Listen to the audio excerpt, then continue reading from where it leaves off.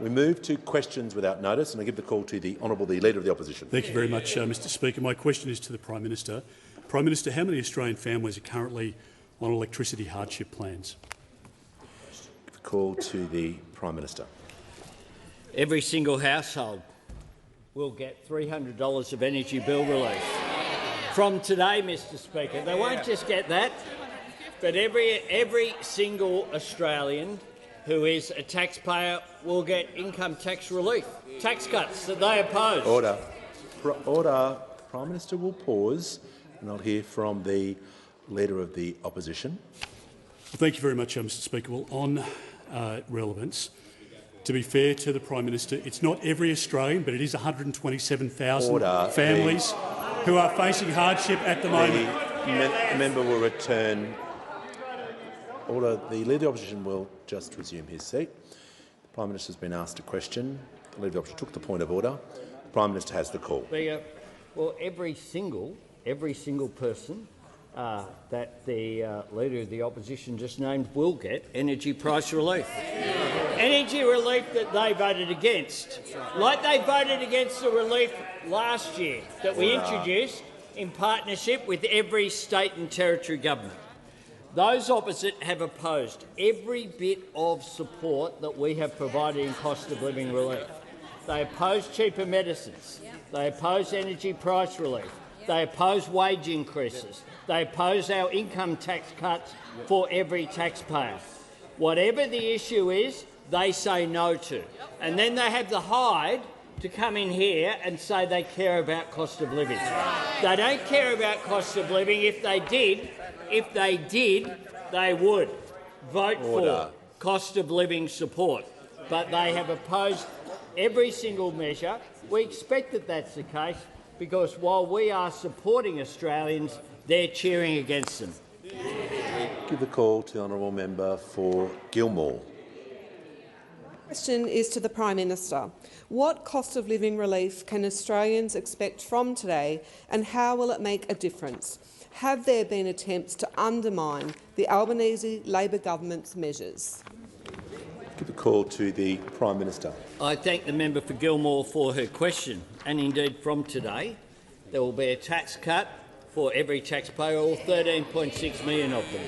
And we remember full well those opposite saying they'd opposed it before they knew what it was, then saying they would roll it back, then saying there should be an election on the basis of it, before they then voted for it, and then prior to last week at the CEDA conference said that they'd have their own tax relief plan.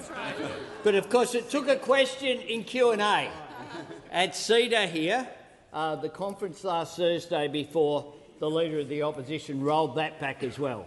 And a bit like his energy plan, said, oh, well, it might be just too hard for opposition to have a policy that's costing. It might be just too hard. That's what he had to say. So not just a tax cut for every taxpayer, but a pay rise for 2.6 million workers on award wages today. Because we want Australians to earn more and to keep more of what they earn. That is our commitment. In addition to that, we have our energy price relief, $300 for every household. We have the freezing of PBS medicines. Remember the 60-day dispensing that they said would lead to pharmacies being shut right around the country.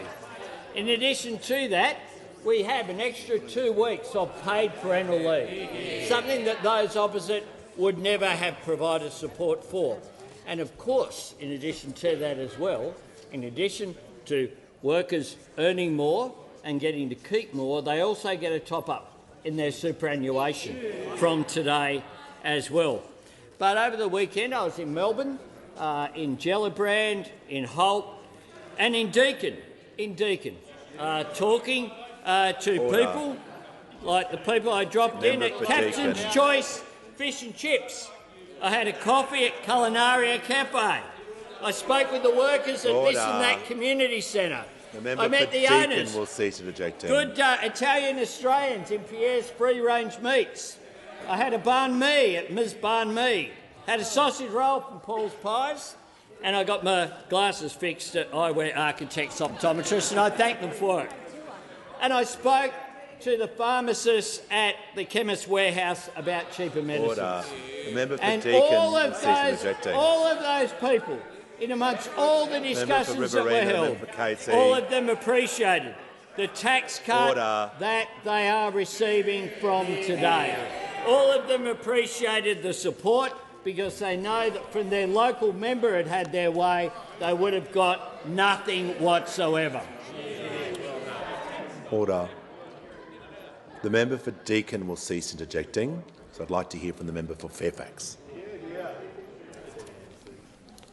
Thank you, Mr Speaker. My question goes to the Prime Minister. The Prime Minister promised Australians a $275 reduction in household power bills every single year. And yet, starting today, households in New South Wales will pay up to $1,000 more than promised. Queensland up to $948, South Australia up to $958 and in Victoria up to $657 more than promised. Will the Prime Minister come— The member will pause. Members on my right have been continually interjecting. The member for McEwen and others know that it is highly disorderly, particularly when I'm trying to hear the question. So we'll start the question again. The member for Fairfax has the call and the clock will be reset. Thank you, Mr Speaker. My question goes to the Prime Minister. The Prime Minister promised Australians a $275 reduction in household power bills every single year. And yet, starting today, households in New South Wales will pay up to $1,000 more than promised. Queensland up to $948, South Australia up to $958 and in Victoria up to $657 more. Will the Prime Minister come clean and concede his promise will never be met? Give the call to the Prime Minister. Thanks, Mr Speaker. And implicit in that question from the member for Fairfax is that if we just have a nuclear reactor in every state, in every electorate, sometime in the 2040s, it'll all be fixed. It'll all be fixed. It'll all be fixed. Order. I hope the member for Fairfax has told his constituents in his electorate that the member for Hume deliberately changed the law to conceal from them ahead of the last election a 20% increase, a 20% rise in their electricity bill.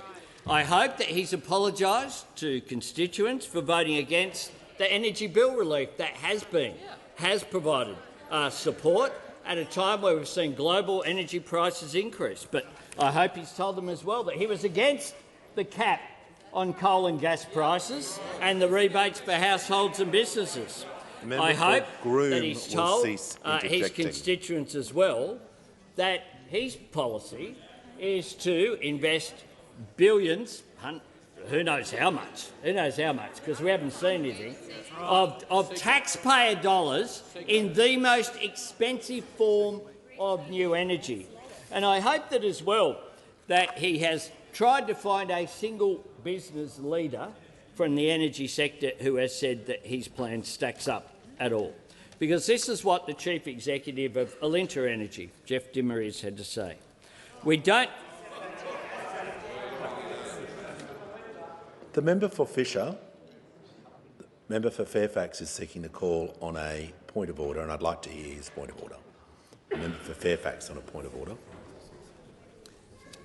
Thank you, Mr Speaker. And it is in regards to relevance, because the question had asked the Prime Minister if he will come clean and concede that his promise of a $275 reduction in household power bills will— Resume your seat. The Prime Minister was asked a question about the manager of opposition business trying to deal with the point of order. So if you could assist me, I can assist you. The question was about reduction in power, mentioned the price of power, and particularly regarding certain states and the issue of people paying more in the question.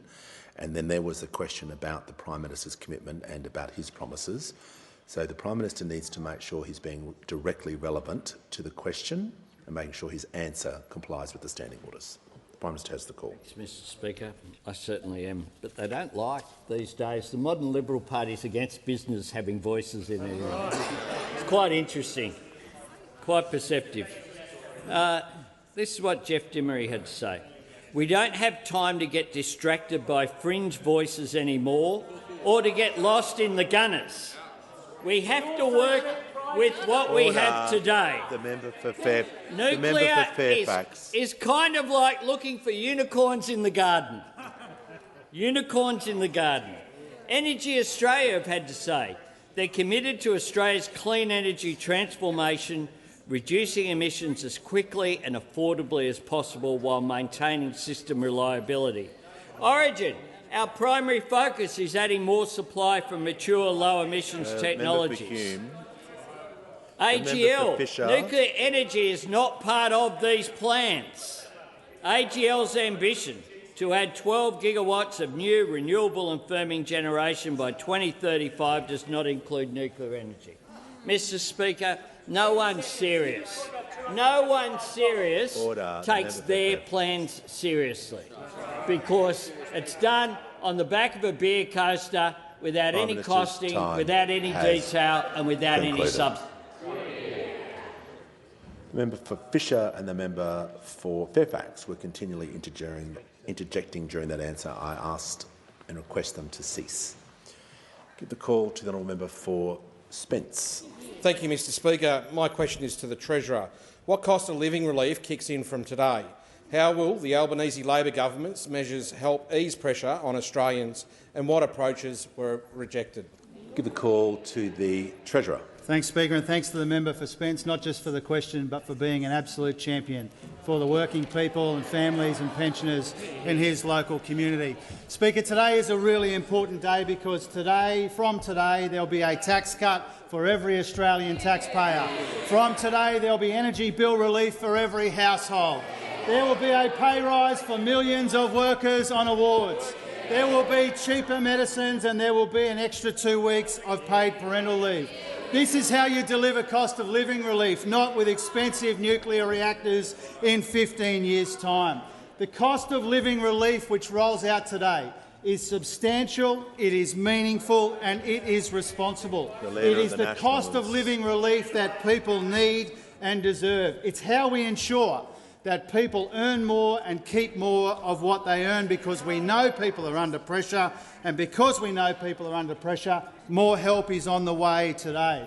Now, Mr Speaker, we are especially proud of the changes we made to tax to make sure that every Australian taxpayer gets a tax cut and not just some Australians get a tax cut. This is genuine tax reform that lifts thresholds and cuts rates and gets average tax rates down and returns bracket creep at the same time.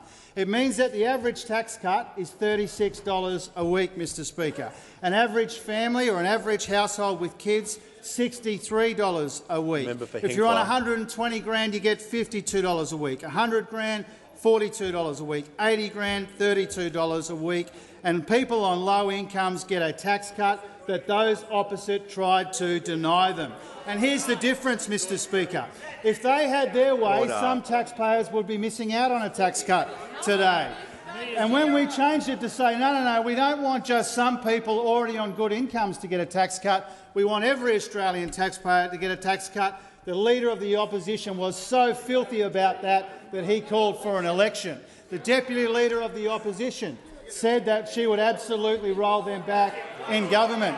Now, the Shadow Treasurer said that he'd be taking to the election a policy which is consistent with the old Stage 3. Until last week, as the PM said, the Leader of the Opposition was asked about this and said, yeah, nah, Mr Speaker. Now, if they had their way, energy bill relief wouldn't be flowing. They voted against it last time. If they had their way, there'd be bigger deficits and higher inflation and less help for people who are doing it tough. Now, this side of the House takes a different approach, Mr Speaker. We are rolling out cost of living help. We are fighting inflation. We are turning big Liberal deficits into Labor surpluses, and we're doing that without smashing the economy, Mr Speaker. And that cost of living help that arrives today is substantial, it's meaningful and it's responsible, and it means that we don't just acknowledge that people are under pressure, we're doing something about it. Before we move to the next question, I'd just like to do some acknowledgements. I'm pleased to inform the House that in the gallery today is Mrs Mawara Abdi Bashir Haji, a sitting member of the Federal Parliament of Somalia. Also welcoming Lachlan Miller, the State Member for Gregory in the Queensland Legislative Assembly. And in the Speaker's Visitors Gallery today, I'm pleased to acknowledge two great Queenslanders, Ms Sally-Anne Atkinson, the former Lord Mayor of Brisbane, and Ms Janine Walker AM, Chair of the Metro South Hospital and Health Board. Welcome to you all. Give the call to the Honourable Member for Curtin. Thank you, Mr Speaker. This is a question for the Prime Minister. On Friday, it was a year since the Parliamentary Committee tabled 31 recommendations to reform online gambling, unanimously supported across the political spectrum. These recommendations included phasing out online gambling ads. My community is done with gambling ads, and the experts say partial bans don't work. The government has not yet taken any action. When will the government listen to communities and ban ads for online gambling? Give the call to the Prime Minister. Thanks very much, Mr Speaker, and I thank the member for Curtin for her question. And indeed, some 88,000 people in the member for Curtin's electorate will get a tax cut today, because every single taxpayer will get one. And the member for Curtin knows I was in her electorate a couple of weeks ago and talking with people whilst I was there about the economic challenges, but also the opportunities that are there for WA to continue to be such an important part of our growing economy. The member for Curtin, however, is wrong when she says we haven't done anything, because we have. We've been stepping out support when it comes to things like banning credit cards to gamble online to make a difference and save lives. We have done more in 2 years to tackle gambling harm than those opposite did in their almost decade in office. Now, the Minister for Communications is working through all 31 recommendations that are in the report, making sure that relevant consultations occur with stakeholders, including harm reduction advocates and industry, and we will continue to work through each of the recommendations which are there. But we have already done, in establishing BetStop, the National Self-Exclusion Register, some 24,000 Australians over the last 9 months have registered. 80% of those people participating are under the age of 40. We have changed the new minimum classifications for video games with gambling-like content. We have introduced new evidence-based taglines to replace the old gamble responsibly lines which were there, and we've introduced nationally consistent staff training. We've forced online wagering companies to send their customers monthly activity statements outlining wins and losses. We've introduced a new voluntary industry funding model which will allow 30,000 additional people to receive support every year, and we've provided direct funding for specialist financial counselling to support people affected by problem gambling. We'll continue to work on these issues, to work them through, and I'm happy to continue to work with the member for Curtin in a constructive way.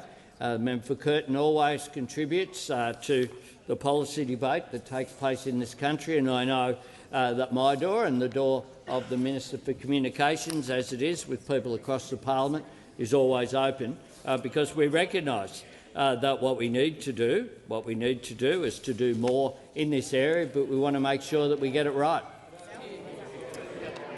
Order. The member for O'Connor is continually interjecting, so he's going to cease interjecting. Give the call to the honourable member for Chisholm. Thank you so much, Speaker. My question is to the Minister for Climate Change and Energy. What cost of living relief, including to assist with energy bills, is the Albanese Labor government delivering? How is this different from other approaches? Call to the Minister for Climate Change and Energy. Well, thanks very much, Mr Speaker, and I thank the honourable member for her question. I'm very pleased to tell her that today 2.7 million households right across Victoria will begin receiving the $300 energy bill relief, as every household across Australia will do, Mr Speaker. And also today, as well as the tax cuts being delivered, today is also the day that the default market offer and the Victorian market offer come into effect. And when you combine the government's rebates and the Victorian market offer, that leads on average to a 23% reduction in energy bills for Victorian households, Mr Speaker, today. 23% reduction.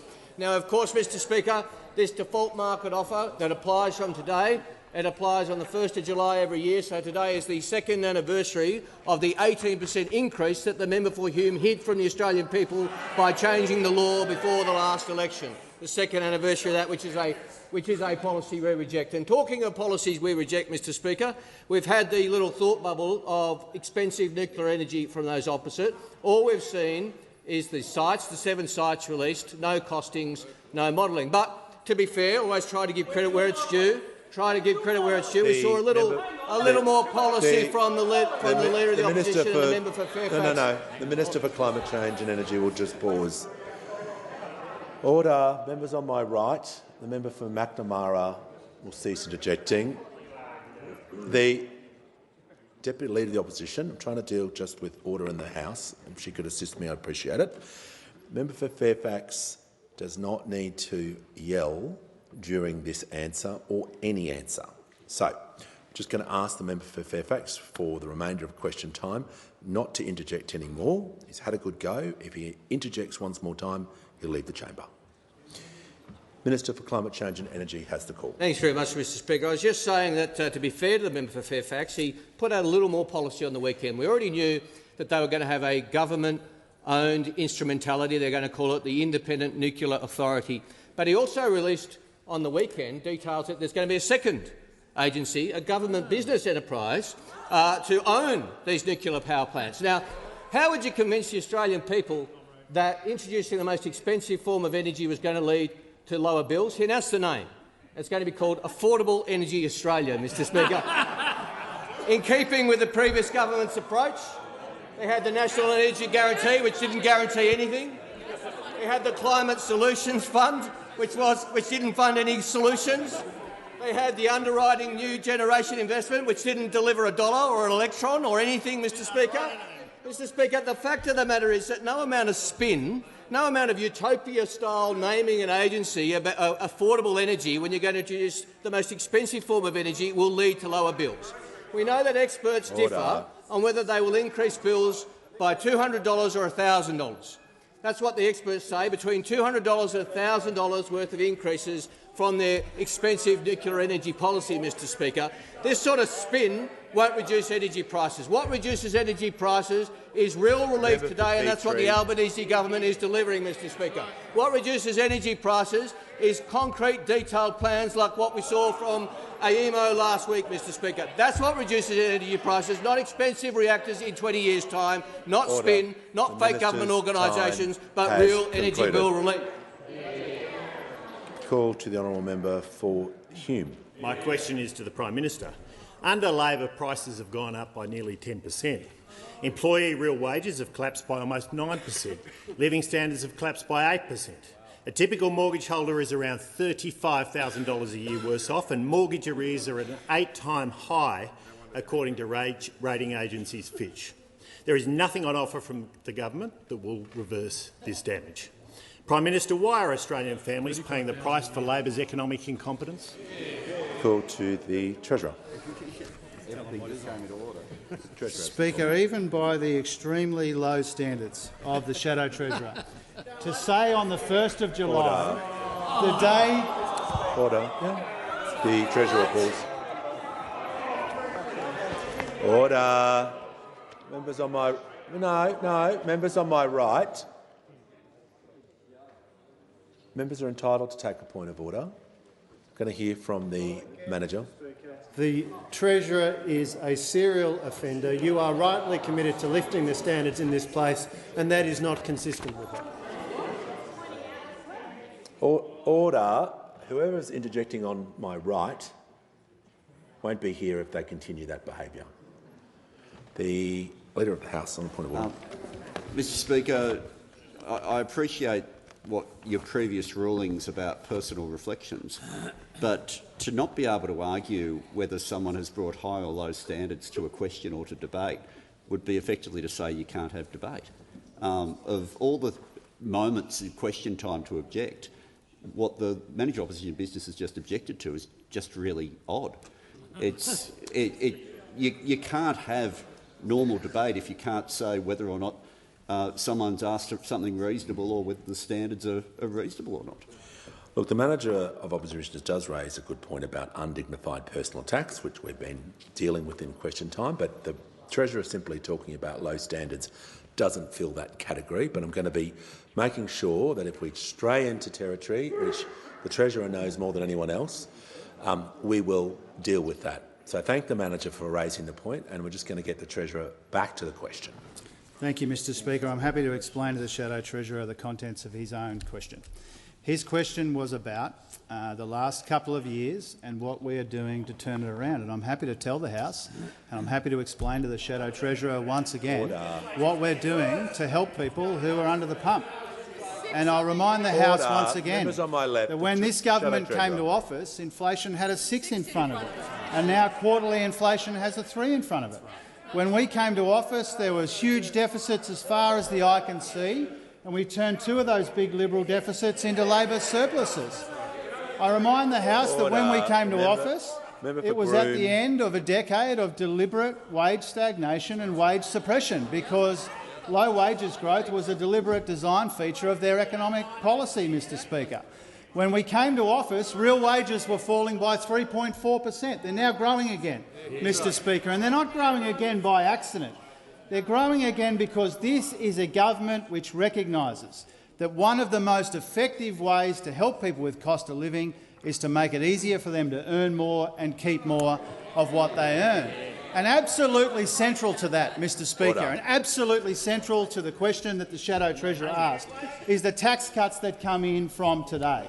And that's why it is unsurprisingly unusual that the Shadow Treasurer has asked a question about living standards on a day where we are easing cost of living pressures at least 5 different ways, Mr Speaker, at least 5 different ways.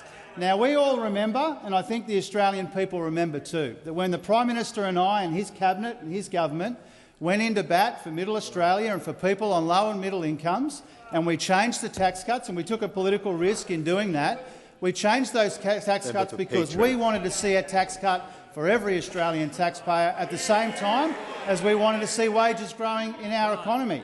And a combination of that means that Australians are better off than they would have been under those opposite. Because, Mr Speaker, those opposite ran up $1 trillion in Liberal debt with almost nothing to show for it.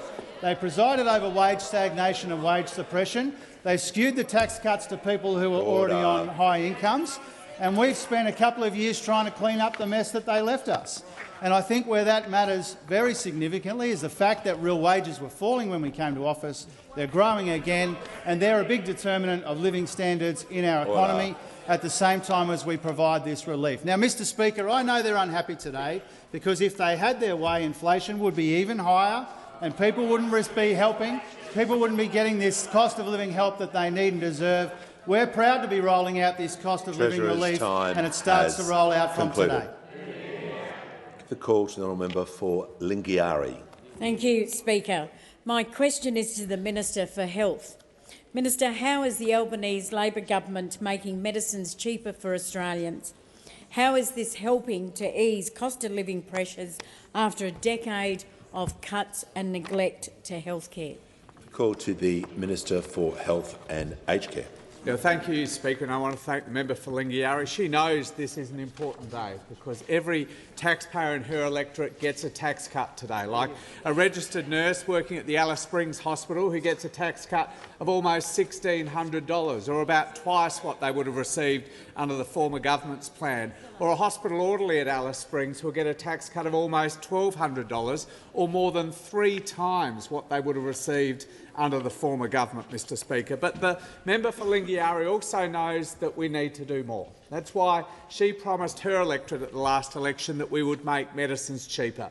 And we've been busy over the last 2 years delivering on that promise, Mr Speaker. In just our first 3 months, we slashed the maximum amount that millions of pensioners would pay for their medicines each year by 25%. In our first 12 months, we delivered the biggest cut to the price of medicines in the 75-year history of the PBS. In our first 18 months, We finally allowed doctors to prescribe common medicines for chronic conditions for 60 days' supply, not just 30, saving patients time and saving them even more money. Order. And today, Mr Speaker, we're freezing the price of PBS medicines for up to 5 years to deliver even more help with the cost of living. Now, already, Mr Speaker, our cheaper medicines policies have saved patients well over $400 million at the chemist, and those savings will grow every single month. But the price freeze alone, Mr Speaker, will save patients almost $500 million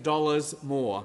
We've also made more than 200 new and expanded listings to the PBS, Mr Speaker, making sure that Australian patients have access to the best available medicines at affordable prices. And today, Mr Speaker, I'm delighted to announce that we're extending the cancer drug listing Lynparza to early breast cancer patients with a germline BRCA mutation, Mr Speaker. Sarah Powell, who's CEO of Pink Hope, a well-known breast cancer charity, she welcomed this listing and she said this, Mr Speaker: "There has long been a need for a targeted medicine to treat BRCA-mutated early breast cancer patients. These patients are usually young and in the prime of their life, contributing to the community, active members of the workforce, and often raising young children and caring for ageing patients too, Mr Speaker." I'm advised that about 300 patients will benefit from this listing, and without the listing, they'd be paying an extraordinary $69,000 for this wonderful medicine, life-saving medicine, Mr Speaker. This listing, one of 200 we've made over the past 2 years, proves again, Mr Speaker, that cheaper medicines isn't just good for helping with the cost of living, it also saves lives. Give the call to the Honourable the Deputy Leader of the Opposition. My question is to the Prime Minister. In 3 failed budgets, the Prime Minister has failed to tackle inflation with bad decisions and the wrong priorities. Leading economist Phil O'Donoghue says Australia is the only G10 country where underlying inflation has increased since December. Prime Minister, why are Australian families paying the price for Labor's economic incompetence? Order. The Treasurer will cease interjecting. Order.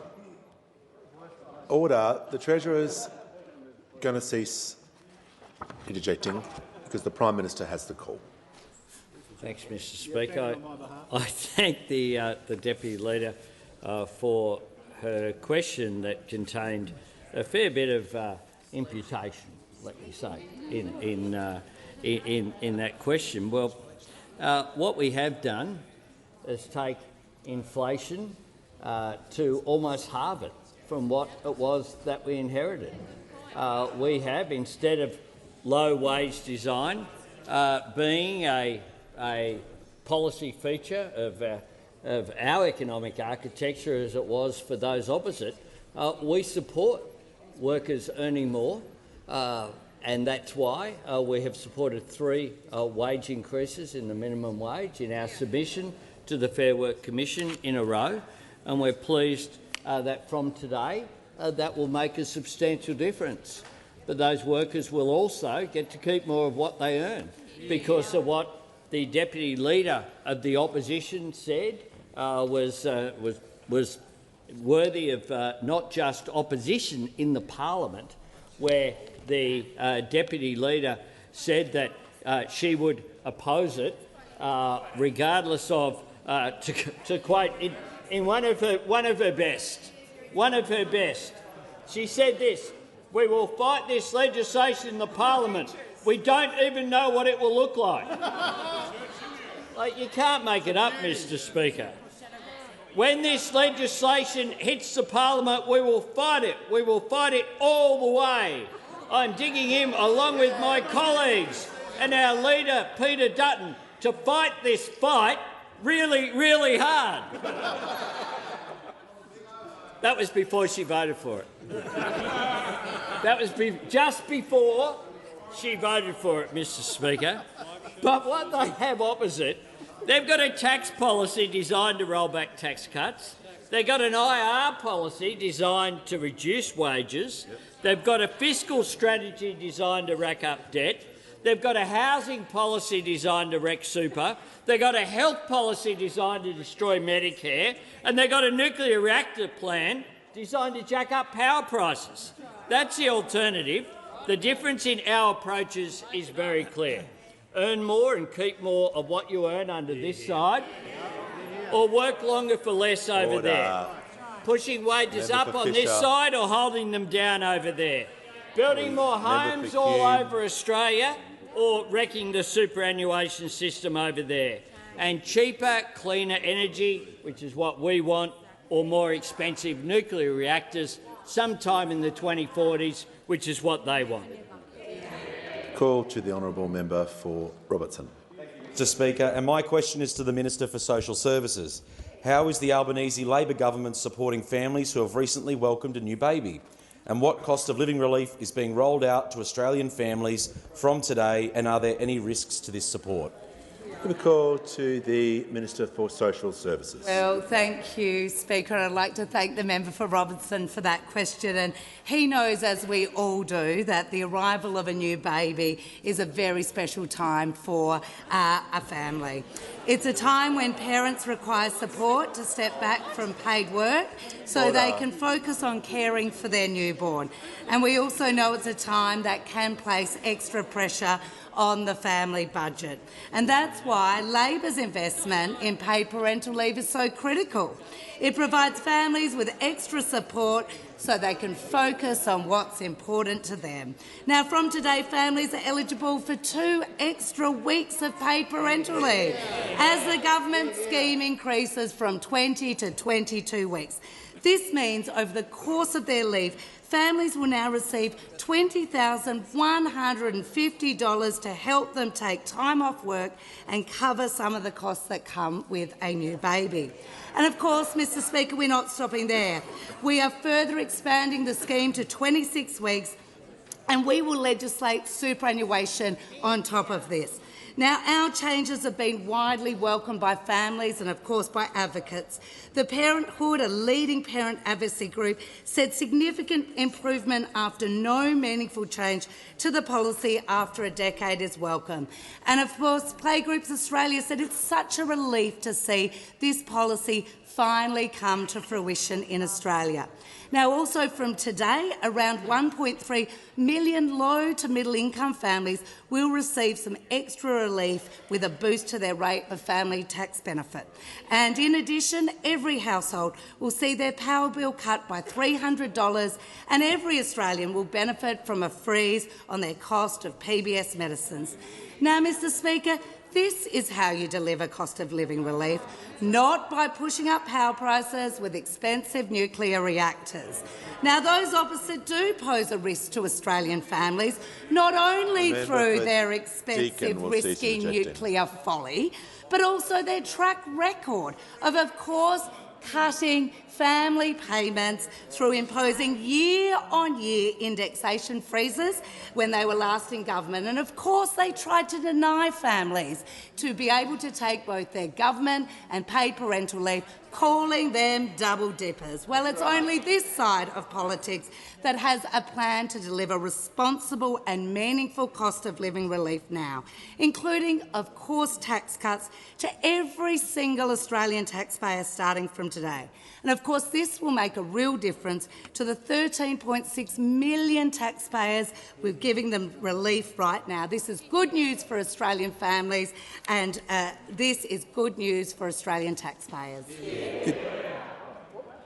Give the call to the Honourable the Manager of Opposition Business. Just ask the Minister to table the document she was reading from.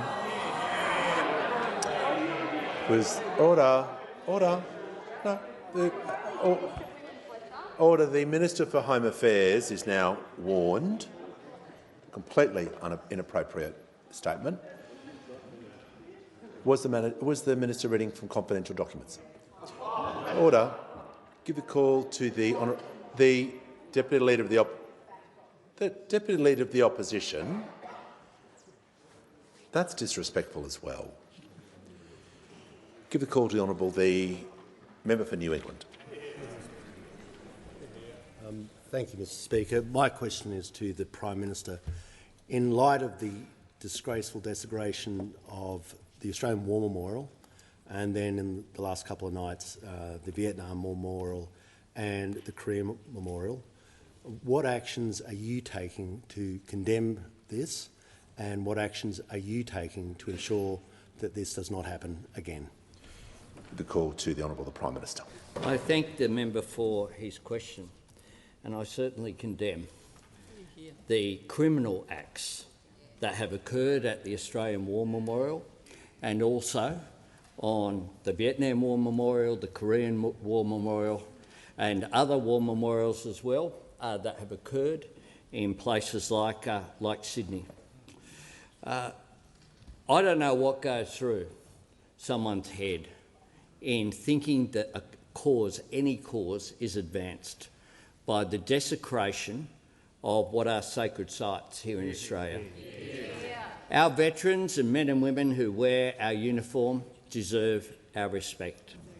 And the reason why we have those memorials is to enable Australians of different generations to learn from it, to go and to show respect and to honour those who've sacrificed their lives on behalf of us for our freedom, our democratic values and our way of life. The Governor-General, in her speech earlier today in the Members' Hall, spoke about the fact that from the Prime Minister's office, when the doors are open with the design of this building, you see right through the Members' Hall, through the Great Hall, through the entrance of Parliament House, past Parliament House to the Australian War Memorial. That is not by accident. That is because the decisions which people make in high office, in particular governments make, to send our men and women into danger, we must always think about the impact that that has on those who undertake their duty on our behalf. So I just say that of all, and there have been a range of, frankly, idiotic criminal actions while the Middle East conflict has been going on.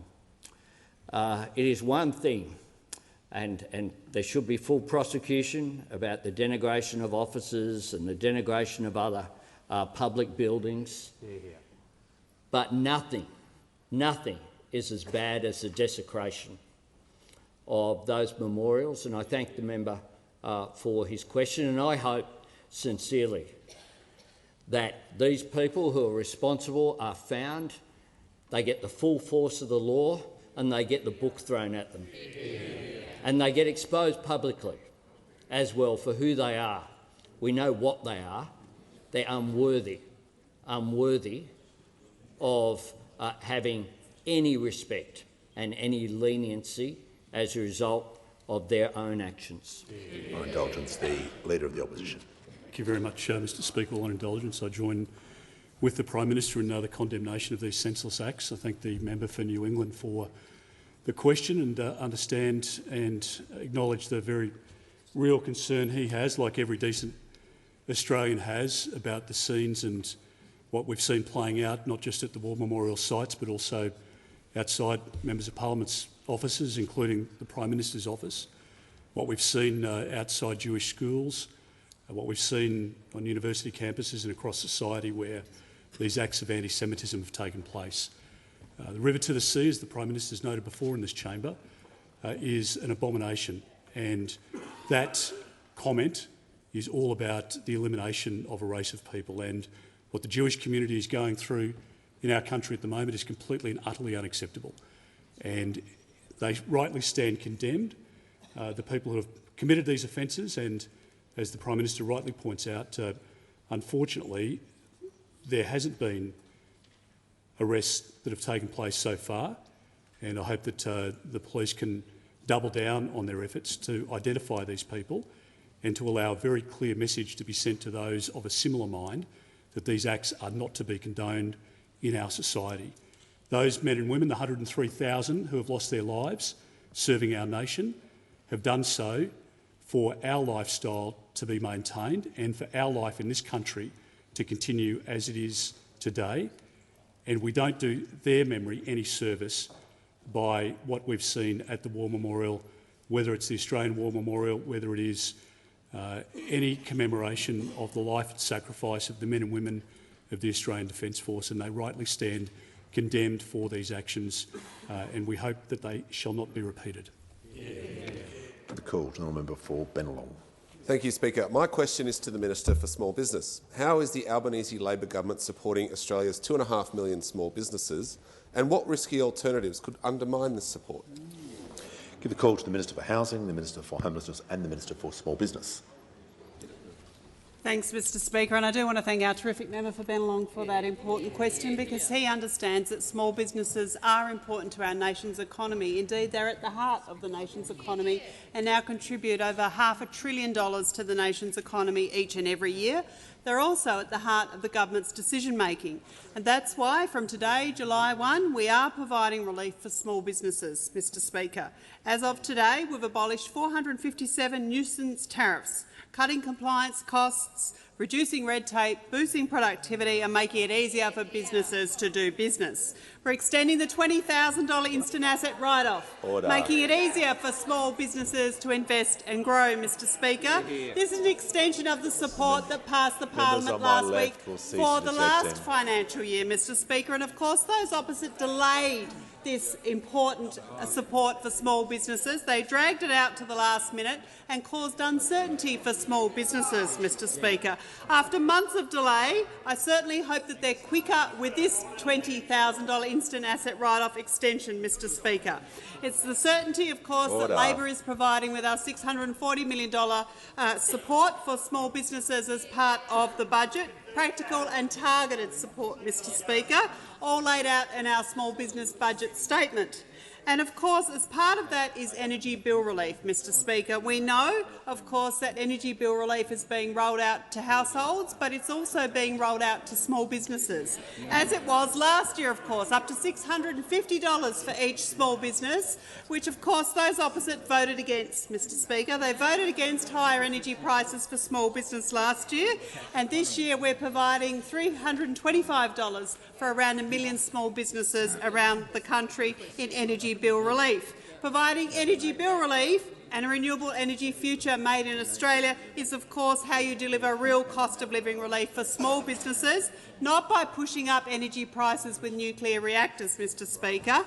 Those opposite voted against the energy bill relief, as I said, and now, of course, they want to push up small businesses' power prices with nuclear reactors. They want to actually make the energy bills of small businesses go nuclear, Mr Speaker. But small businesses are smart. They're innovative, but they do understand about nuclear power, Mr Speaker. They understand that it's too expensive, that it will take too long, and of course our government will continue to support small businesses, and we're doing that with the energy bill relief, we're doing it with the instant asset write-off, and importantly we're also providing an extension of mental health and financial counselling support, around $10 million for small businesses, and we of course are legislating payment times that hopefully will be supported in the Senate this week, improving payment times of big businesses to small business. Give the call to the honourable member for Fowler. Thank you, Speaker. My question is to the Prime Minister. Prime Minister, the government one-off $300 rebate that you claim would help all Australians with their energy bills starts today. CPI is still around 4% according to the ABS. We know the rebate and tax cuts your government announced will not be enough to pay for the increase in food, energy, petrol price, rents and housing needs, which many families in Fowler are facing. Will you guarantee that struggling families in Western Sydney won't go backwards with the cost of living from today with your government's announcements? The call to the Prime Minister. I thank the member for Fowler for her question. I'm sure that she would welcome the support for the 62,000 taxpayers in her electorate who'll get a tax cut today. Now, I'm asked, will that make them go forward or back? That's extra cash in their pockets, 62,000. And for an electorate like Fowler, which has far less than than my electorate, for example, on the top tax rate, and far more who earn less than $45,000 a year. The Deputy Leader of the Opposition. Order. The Deputy Leader of the Opposition does not need to interject with those sorts of comments. The Prime Minister is being directly relevant in mentioning the member's electorate. The Deputy Leader is warned, and the Prime Minister will continue. Thank you, Mr Speaker. The decision that we made to change the tax cuts and their direction from Liberals' tax cuts that would have seen people miss out to Labor's tax cuts would directly impact in a positive way members of her electorate. Directly. Just as those who every single household will benefit from the $300 reduction. Every small business in her electorate will benefit from $325 reduction, just like anyone who has a child on the way will benefit from the additional 2 weeks paid parental leave, just like all those people, particularly the elderly people in her electorate who rely upon PBS medicines, will benefit directly from what we're doing of the 1-year freeze for everyone, but a 5-year freeze for people on pensions and on those fixed incomes. They will all benefit from that. In addition to that, every single worker will benefit from the increase in superannuation. All of that, higher wages, lower taxes, will benefit people in her electorate, and all of them are opposed by those opposite. So I'm sure the member for Fowler as well, I'm sure she would support the other changes that we have in mind as well, such as that are stuck in the Senate, like the additional money for housing that remains there, like the plan that we have, so that which will only impact those people who have $3 million in super. I don't think there's huge numbers of the electorate of Fowler. They're much more likely to be in my electorate or the electorate of Wentworth or others to be impacted there. So I'm sure that the member for Fowler will support the government's initiatives because they are delivering for her electorate. Time has concluded. The call to the member for Hunter. Thank you, Mr Speaker. My question is to the Minister for Infrastructure, Transport, Regional Development and Local Government. How is the Albanese Labor government delivering cost-of-living relief to regional Australians? What has been the response? The call to the Minister for Infrastructure, Transport, Regional Development and Local Government. Thank you very much, Mr Speaker. And can I thank the member for Hunter very much for that question, and particularly acknowledge the great work that he does as the member for Hunter, but also championing those of us who live in regions right the way across this parliament. Because, of course, as members of regional Australia, we know that our #1 priority is delivering cost of living relief for every Australian, particularly those who are living in our regions. We do understand that people in our communities are under pressure, and we do understand that some of them are doing it really tough. We're working hard to deliver that cost of living relief to ensure Australians, particularly in the regions, can earn more and keep more of what they earn. That is why, from today, every single taxpayer across regional Australia is receiving a tax cut. A truckie in the Pilbara earning $77,000 is getting a tax cut of $1,604. A construction worker in the Hunter earning $110,000 is getting a tax cut of $2,429, and an apprentice in Gippsland earning $53,000 is receiving a tax cut of $1,000. Tax cuts that help regional Australians keep more of what they earn. And of course, also from today, 2.6 million Australians on award wages are getting another pay rise backed in by this side of the House. From today, we are freezing the cost of medicines on the pharmaceutical benefit schemes, and we all know that many people, many older people, rely significantly on medicines, and that is a significant cost of living relief for them. And of course, from today, our energy bill relief begins. $300 on power bill relief for every regional household and $325 for regional small businesses. And of course, when it comes to infrastructure and regional investment, We've increased funding across the country, and in particular, when I acknowledge the local government members that are here, we are increasing Roads to Recovery funding from $500 million to $1 billion, which means that every single local council across Australia, not just some, will have more money to spend on our local roads, and that reduces pressure on ratepayers, something that those opposite didn't do, and something that those opposite frankly put more pressure on councils through their freezing of financial assistance grants.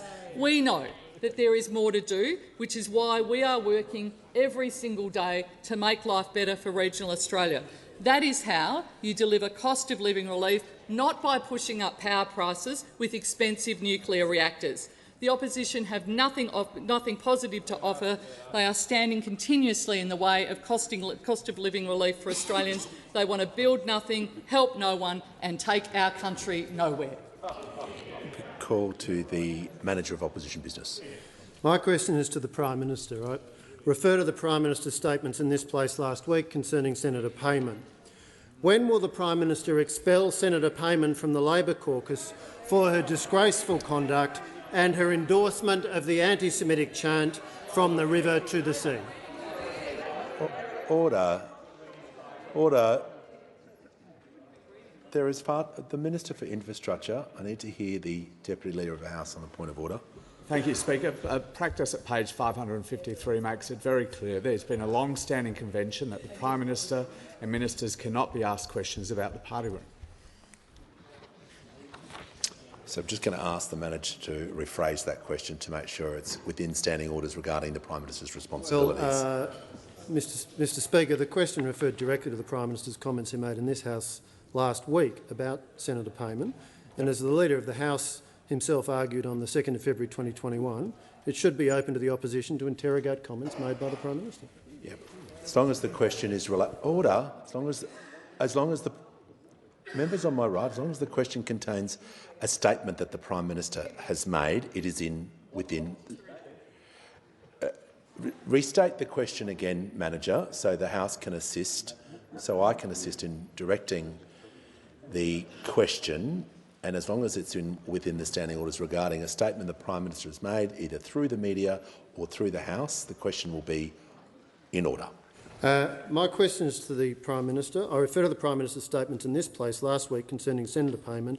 When will the Prime Minister expel Senator Payman from the Labor caucus for her disgraceful conduct and her endorsement of the anti-Semitic chant "From the river to the sea"? A very clear, simple question.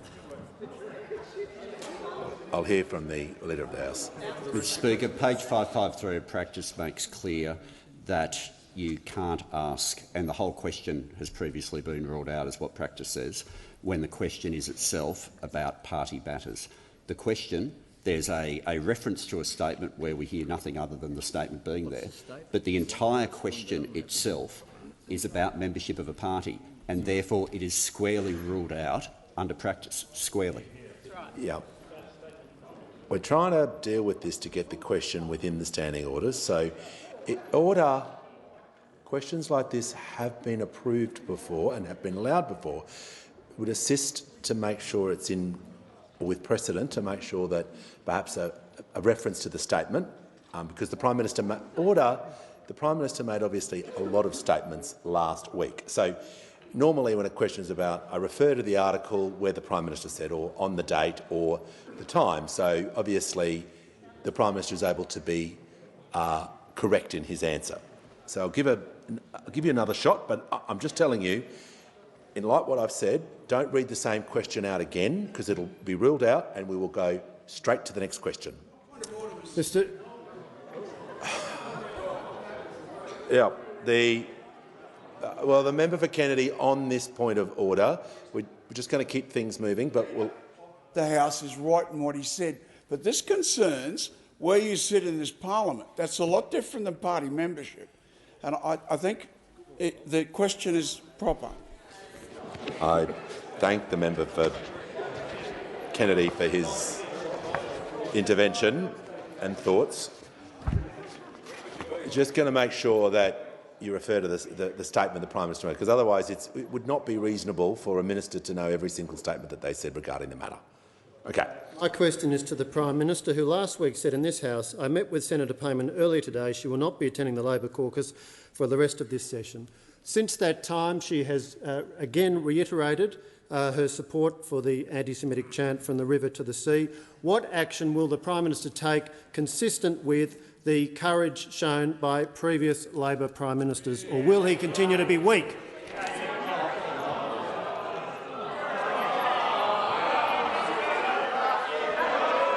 Order. No. Order.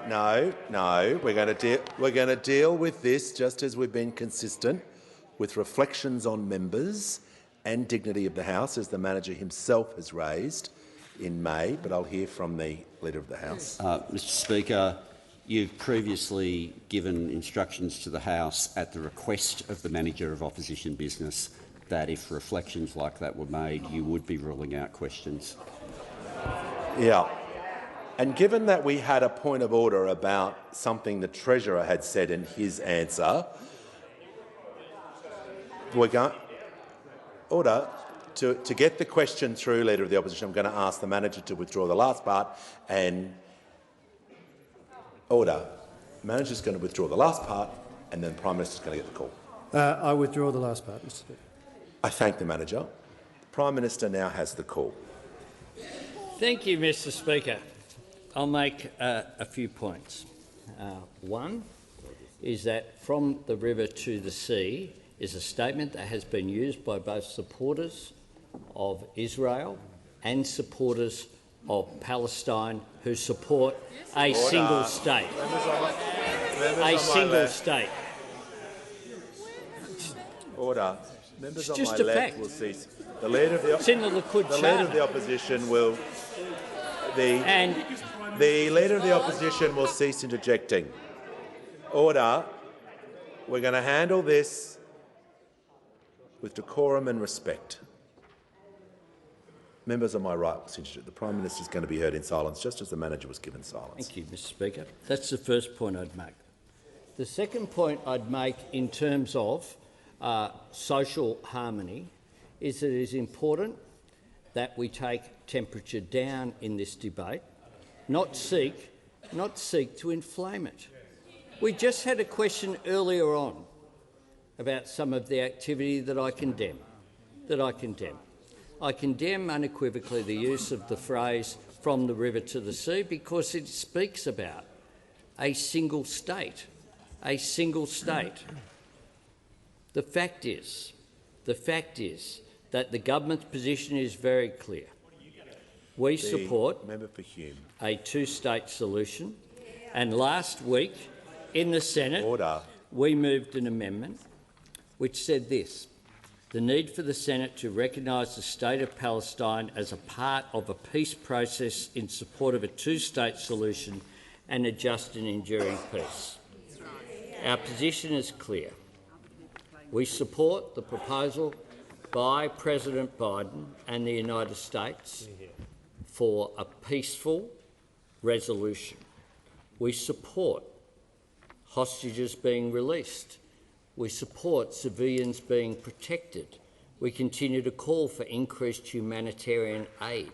We continue to argue that every single innocent life matters, whether Israeli or Palestinian. By her own actions, Senator Payman has placed herself outside the privilege that comes with participating in the Federal Parliamentary Labor Party caucus, and I informed her of that yesterday. Order. The member for Bowman is now warned.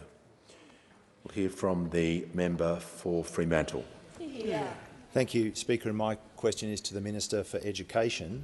What is the Albanese Labor government doing to support early childhood educators and to support families in using early childhood education and care, and what obstacles have been overcome?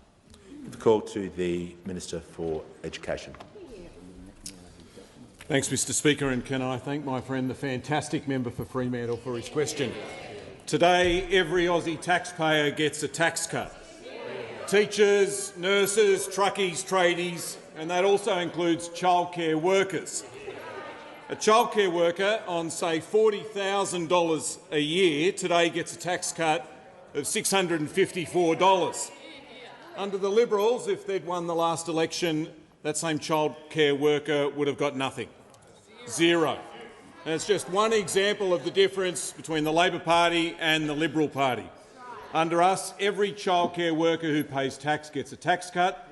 Under the Liberals, some of those childcare workers would have got nothing.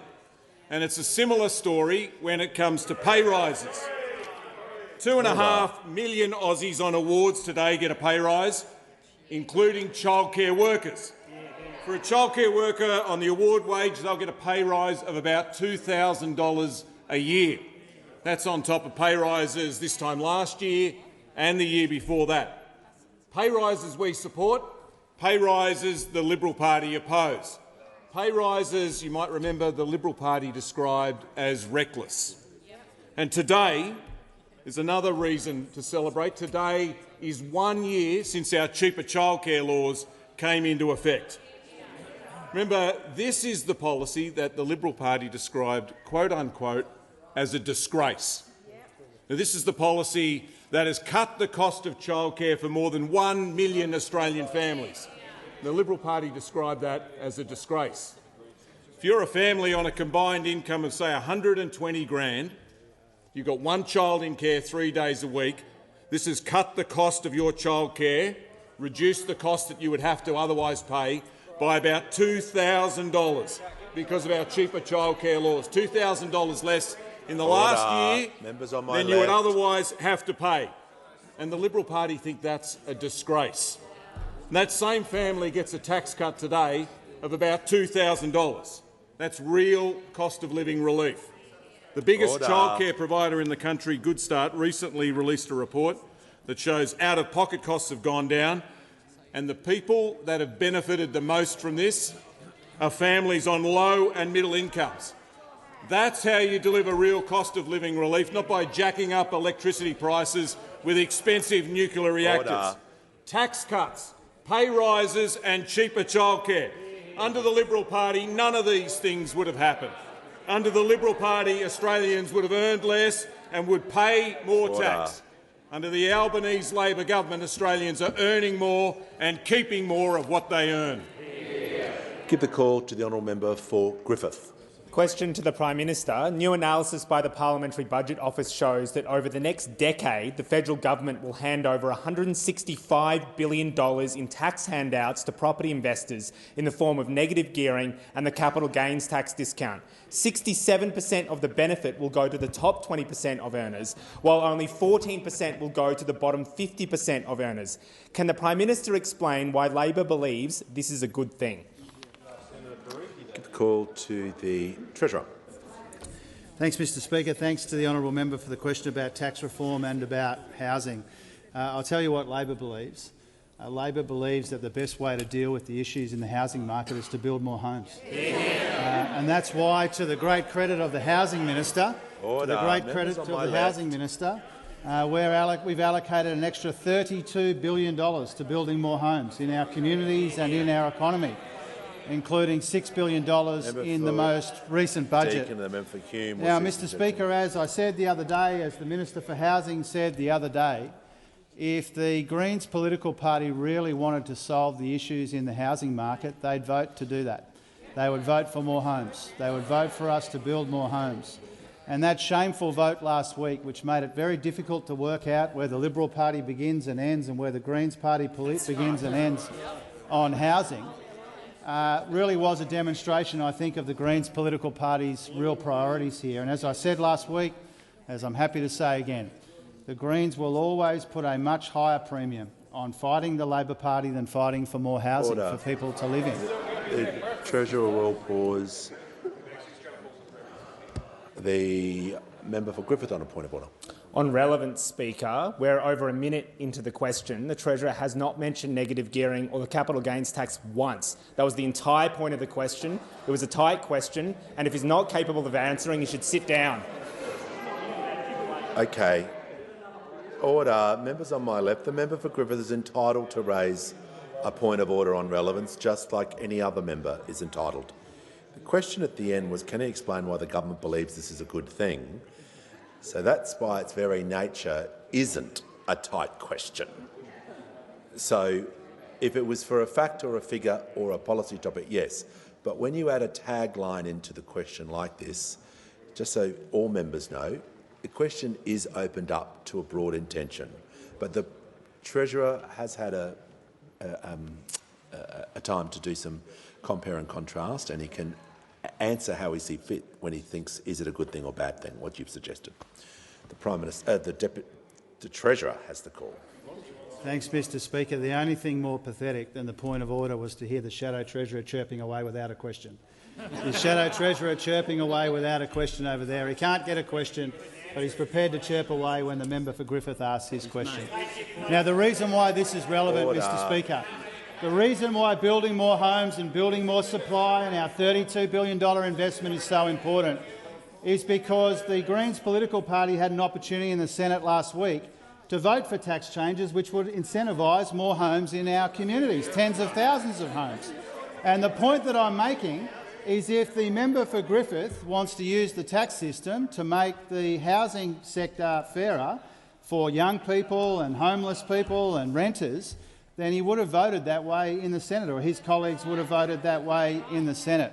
Our priority when it comes to tax reform and housing is to incentivise more rental properties, because for as long as there aren't enough homes in our communities, rents will be too high. Now, Mr Speaker, the other important point about rents is that we have now provided in 2 consecutive budgets 2 increases to Commonwealth rent assistance. And rents are still too high and they're growing too fast. In the most recent monthly indicator, the annual price growth rental growth was 7.4%. It would have been 9.3% without our changes to Commonwealth rent assistance. So we acknowledge that rents are too high. We acknowledge that more homes need to be built.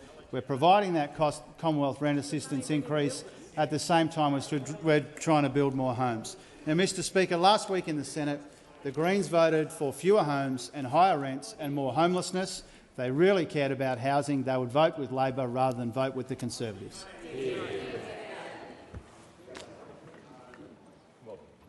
When the House comes to order, we'll hear from the honourable member for Boothby. Thank you, Mr Speaker. My question is to the Minister for Early Childhood Education.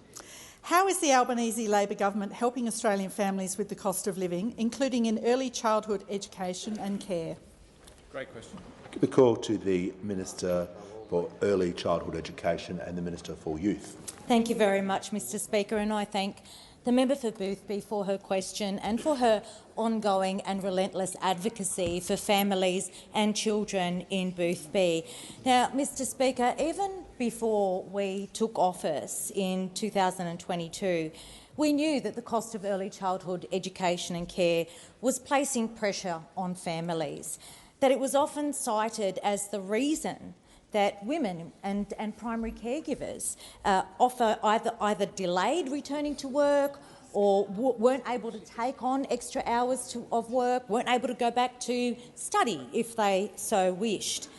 And that's why this Prime Minister went to the election with a policy to lower the cost of early childhood education and care for over 1 million Australian families.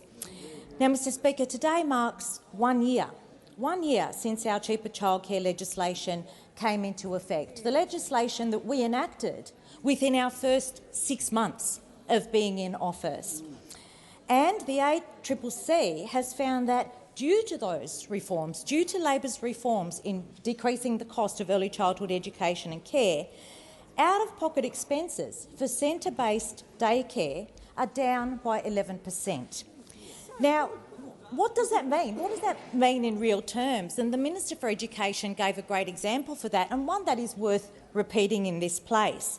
For a family with an income of $120,000 and 1 child in care for 3 days a week, these reforms mean that they have paid $2,140 less in early learning fees. Now, in addition to that, from today, that family will also get a tax cut of around $2,679 as well. And there's a raft of other measures for assisting with the cost of living that this government has enacted as of today. Energy bill relief, cheaper medicines, more paid parental leave. Mr Speaker, if you want to look at how you deliver real cost of living relief, look at this side of the House. Look at the things that we're doing, putting pressure down on the cost of living whilst not putting pressure to increase inflation. That's what we've been doing here, because that's how you deliver real cost of living relief. You don't do it. You don't deliver real cost of living relief by jacking up power prices with some fantasy of nuclear energy in the never-never. Now, Mr Speaker, the reforms that I've spoken about here today on early childhood education and care are a critical first step in achieving our vision of a universal early childhood education and care system, one that's affordable, one that's accessible and one that's inclusive. Has concluded. Give the call to the member for Durack. Thank you, Mr Speaker. My question is to the Prime Minister. Families in my Durack community are at breaking point. Joshua, aged 16, has told ABC News, and I quote, "Sometimes we're really scraping just to pay the bills and afford food for the family. Mum actually quite often misses out on dinner so that there's actually a portion size suitable for the rest of the family the following night." Prime Minister, why are Australian families paying the price for Labor's economic incompetence? The call to the Prime Minister. Thank you, Mr Speaker. I thank the member for her question, and I hope that she's told Joshua in her electorate that she voted against energy price relief that one assumes that will have occurred. That if Joshua works and is a taxpayer, I hope that she's told him that that she actually supports the old Stage 3 tax cuts, because that's what the Leader of the Opposition said just in February, not that long ago. Do we walk away from the principles of Stage 3? Absolutely not. So I assume that she tells Joshua if he earns under $45,000 that he shouldn't get a tax cut today. I assume that well, a lot of people, I don't know Josh, but the member does. Neither does and I assume. I was working when I was 16, certainly, and so are lots of Australians, and that's part of the point. Part of the point here is that a whole lot of part-time workers will now get a tax cut. And one of the reasons why Treasury estimated that our design of the tax cuts would increase workforce participation is just that. So it's designed to provide that cost of living support at the same time as not putting pressure on inflation. So I certainly wish Josh well. I know that families, many of them are doing it really tough, but they would have done it tougher if the inflation rate was the same as the one that we inherited, which was 6%. So we are increasing wages, having tax cuts, energy bill relief, freeze on medicines, making a substantial difference with all these practical measures, all practical moves opposed by those opposite and voted against by the member for Durack. Give a call to the honourable member for Canberra. Thank you, Speaker. My question is to the Minister for Aged Care and Sport. How is the Albanese Labor government working for older Australians and the people who care for them after a decade of neglect? Call to the Minister for Aged Care and the Minister for Sport. I thank the member for Canberra for her question and how diligently she represents the people of Canberra, particularly the 78,000 taxpayers in her electorate of Canberra who will be receiving a tax cut today. And from day one in government, Labor has been working to deliver our promise to older Australians and the people who care for them. Our promise to put nurses back into nursing homes, our promise to make sure older people have the quality care that they need and that they deserve, our promise to hold providers to account and mandate transparency across the sector, our promise to deliver a hard-earned pay rise to our dedicated aged care workers. And we are delivering on our promises. Today, I can share that Australia has achieved another aged care milestone.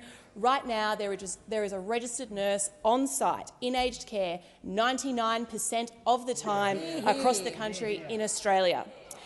That's right, 99% of the time across the country a nurse is on duty in an aged care facility, and older Australians are receiving an additional 3.6 million minutes of care every single day as a result. There has been a reduction in physical restraints. There has been a reduction in the number of falls. There has been a reduction in unplanned weight loss, in antipsychotics and polypharmacy, and in pressure injuries. We are also seeing improvements in our star ratings data, with fewer 1 and 2 rated star rated facilities and more 4 and 5 star rated facilities.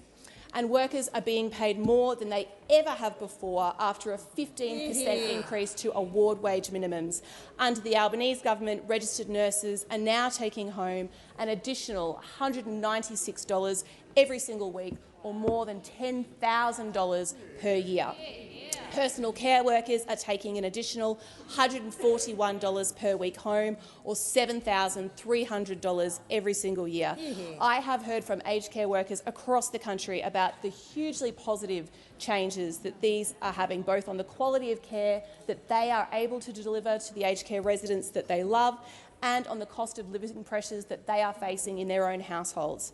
I've heard from Phoenicia, I've heard from Chinatsu, I've heard from Dawn, I've heard from Sue, from Jocelyn, from Donna and Michelle, just a handful of the 250,000 aged care workers who have benefited from a life-changing increase to their minimum award wages funded by the Albanese government. And the pay rise is just the start of our work to support these valuable workers. Starting today, we are also giving them a tax cut. We're freezing their PBS medicine costs today. We are delivering a $300 power relief today. We are increasing paid parental leave today. That is how you deliver cost of living relief, not by pushing up the power prices by nuclear reactors. Give the call to the honourable member for Riverina. Thank you, Speaker. My question is to the Prime Minister. Capital Brewing Co is a local success story, but under the Albanese Labor government it is suffering from skyrocketing costs. Co-founder and Managing Director Lawrence Kane stated, quote, "Our costs have risen almost out of control. Our electricity bill has gone from $4,500 a month to almost $12,000 a month over the last 2 years." He said that yesterday. Prime Minister, why are regional small businesses paying the price for Labor's economic incompetence? No, it's a good question. Order. Give the call to the Prime Minister. I thank the member for his question. I assume he's referring to Capital Brewing here in Canberra.